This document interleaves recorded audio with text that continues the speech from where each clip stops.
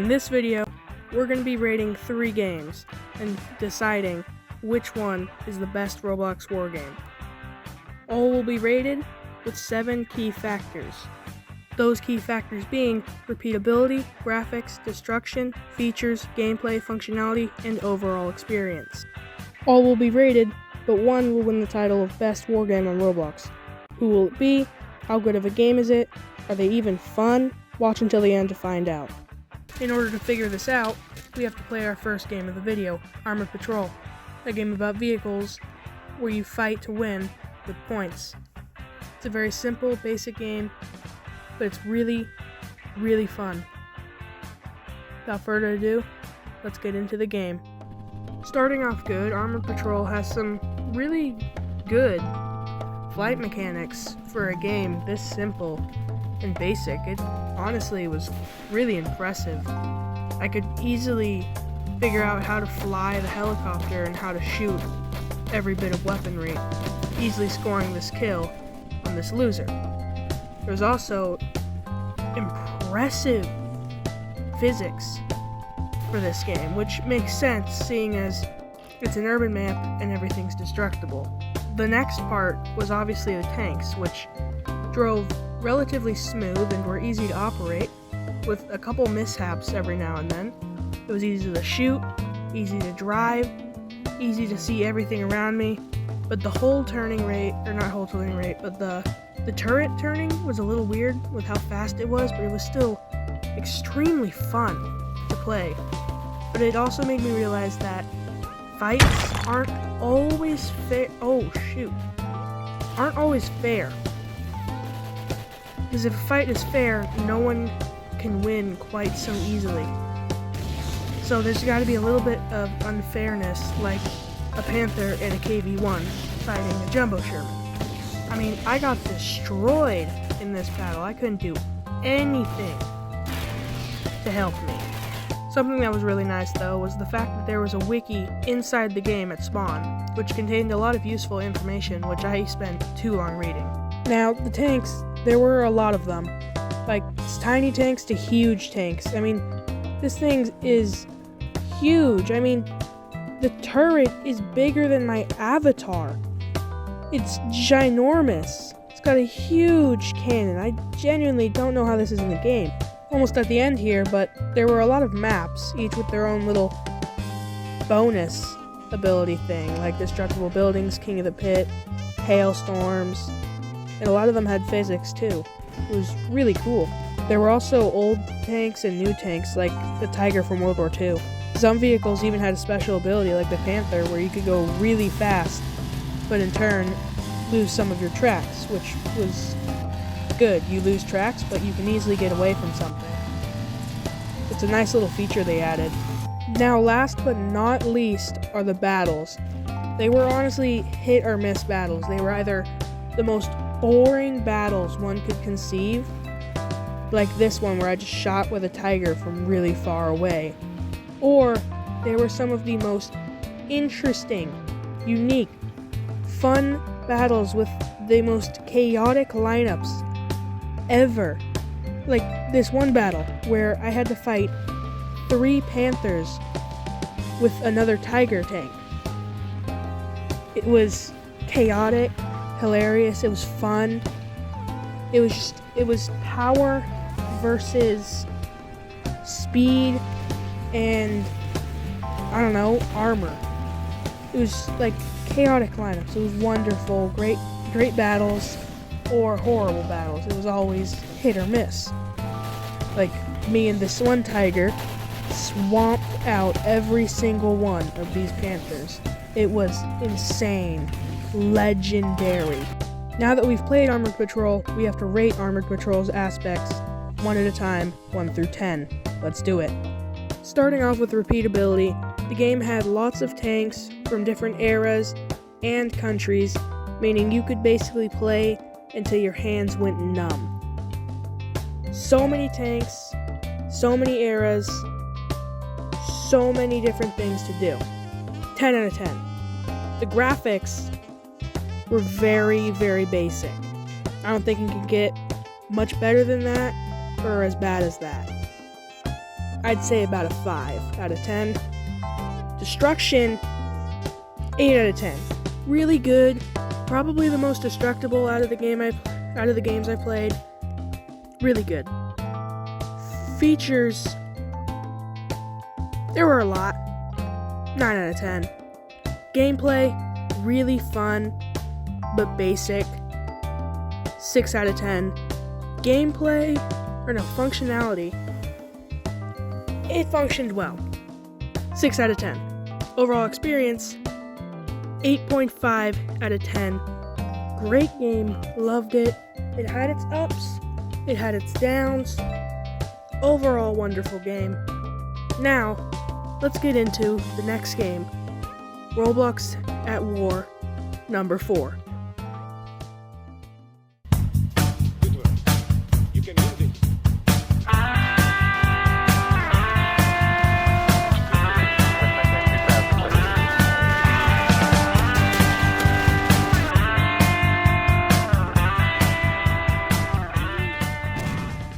Starting off nice with mechanics. The mechanics of Roblox at War 4 are really nice. You can drive, it's easy to fly, easy to gun, you can have multiple people in a tank, and everything functions well. Great ways of killing people in the game. You can destroy their tanks, you can climb into their tanks and shoot them, there's guided missiles, there's all sorts of things. Very good mechanics. Highly recommend playing this, it's honestly really good. It also has really good, effects. Like, the shooting effect, super cool. It actually feels like you're in a war for some reason. Like, look at this. It's sick. It feels like you're firing at something.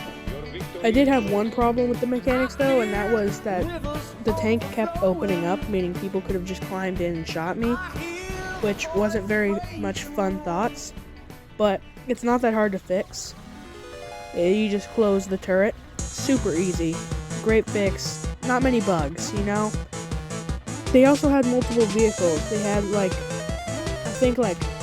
15 different tanks that you could use. They had armored personnel carriers. They had light tanks, medium tanks, heavy tanks. Lots of stuff. They had planes, like the Su-57. They also had the helicopters too, which were very cool. I think one of them was called the KA helicopter.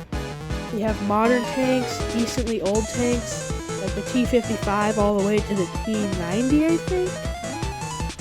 Really great, lots of options for you to choose. On the American side, I know they have like the Abrams and stuff.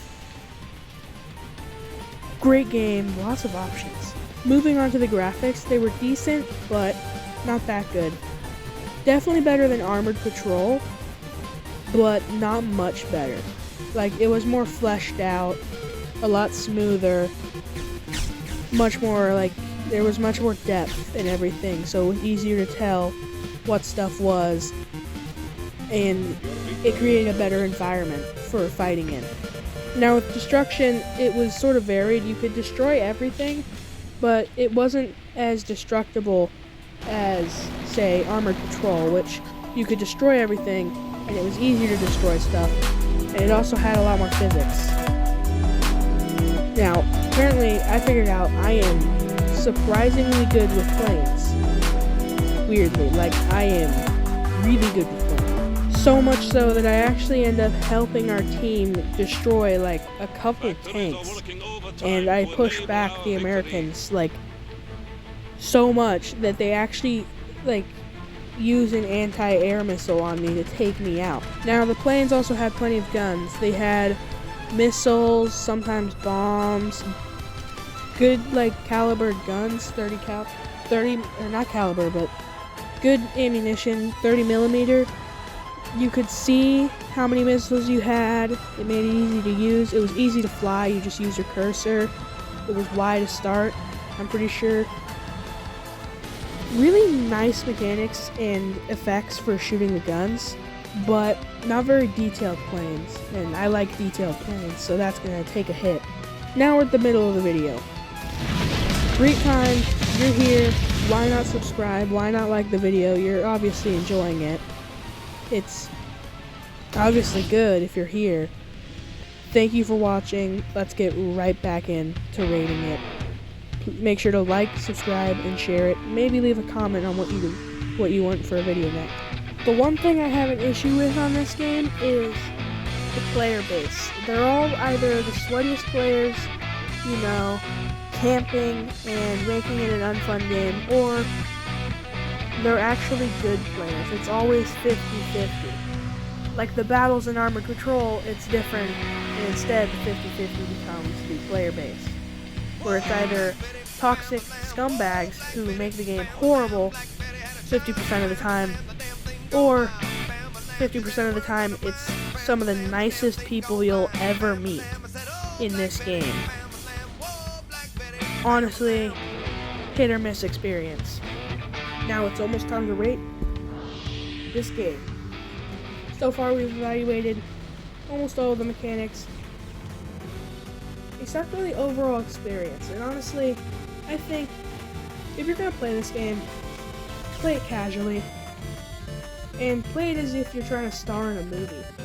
It makes the experience way more fun, like you're trying to get the most epic scenes you possibly can, like shooting a tank from the sky while parachuting. The front line is ours. Keep now, attacking. I don't want to hold this video back anymore. Without further ado, let's get into the rating phase of Chapter 2, Roblox at Warfare, number 4. Now we have to go over the 7 key factors. Starting off with repeatability, there was a lot of maps and vehicles on both teams, so it was really easy to replay it again and again and again, but it did feel a little more repetitive than Armored Patrol, with the fact that, well, there was no, like, I don't know how to put it, specialness to each vehicle, no matter how you played it. And it was also possible to be able to get really good at a vehicle, meaning you just play that vehicle and you're not good at anything else, so you only play one vehicle. You just get good at it. So it was replayable, but not that much. Like a 6 out of 10. Graphics, I don't really need to say much here. It wasn't that good of graphics. It was a little better. I'd say like an 8. Destruction, though, this is where it gets a little better. See, it's like in the middle of Armored Patrol's destruction, a little less, but at the same time a little more, because it had destruction graphics, like decals, but it didn't have as much destructible pieces, which makes it hard to rate, because graphics are good, but pieces are good too. Would you rather see your destruction happening and all around you, or would you rather see what it looks like? It's hard to tell. I would say 8 out of 10. Features, there were a good amount of features.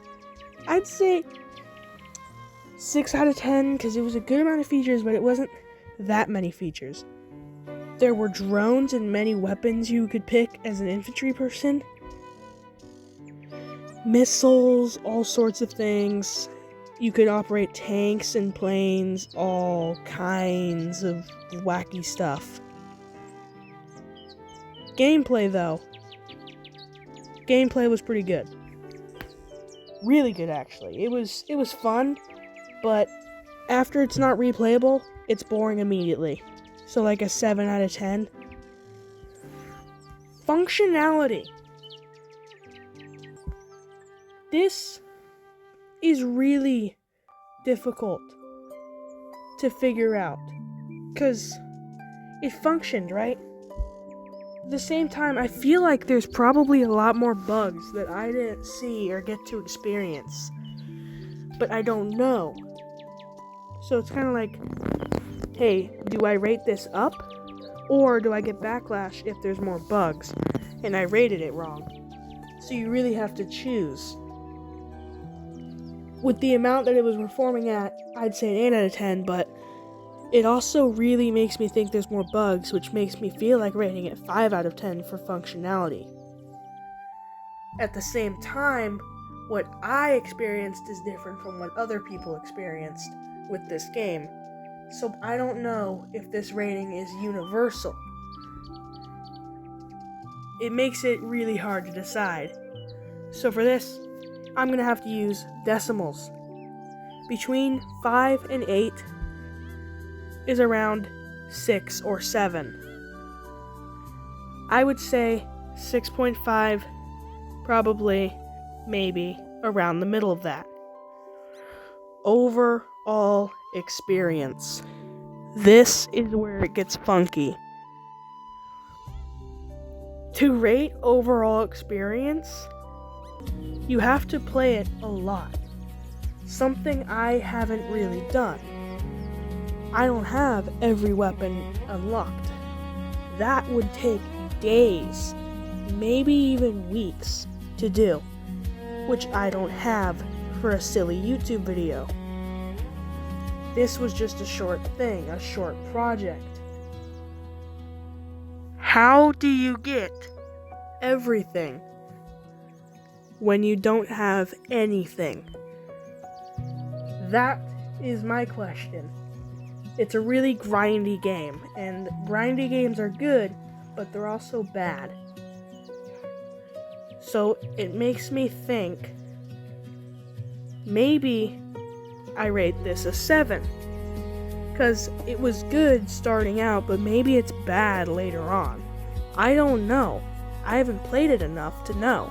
I played it to rate it, not to enjoy it. It was an enjoyable experience, but what do I rate it? So for this, I'm going to rate it between a 7 and a 10.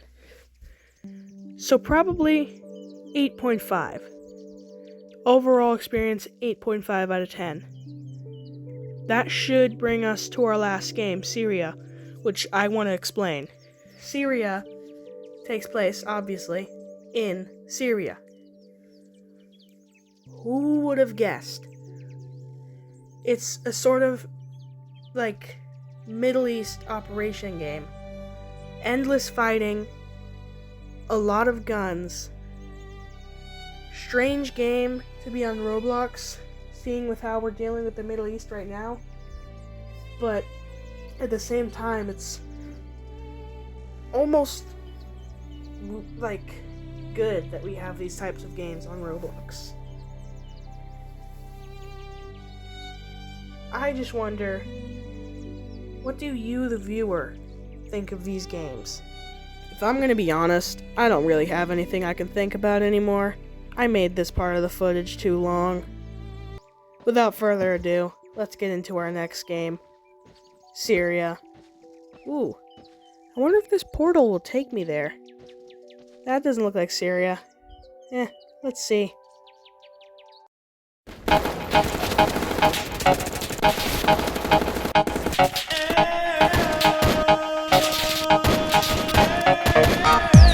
For this, I'm gonna go a little fast. There's not much to rate on this. It's just a simple infantry game like Afghanistan or Syrian shenanigans. There's nothing special about it, except for the fact that it's just endless fighting. And that, it's endless fighting. That's all there is to it. It's nothing special. It wasn't really that exciting of a game. It was nice to kill a lot of losers, but there's nothing really fun about it. It's super repetitive, so it's not repeatable at all. Really boring just spawning in over and over again. After the 10th spawn, you just keep dying, because all they're doing is just gunning you down constantly. I'm just going to quickly pop up the ratings on screen, and we're going to see which one wins. Now, without further ado, the best Roblox Warfare game on Roblox is Roblox at War 4. Undeniably. In my opinion. Basically, it's got everything from destruction physics to replayability. Sure, it can get boring slightly quickly, and it's not as replayable as Armored Patrol, but it's more replayable than Syria, which honestly is nice, and the graphics are better than Armored Patrol. Destruction's not better, but it just ranks, honestly, in my opinion, it's way better. Rankings aside, I think the winner would have to be Roblox at War. Bye.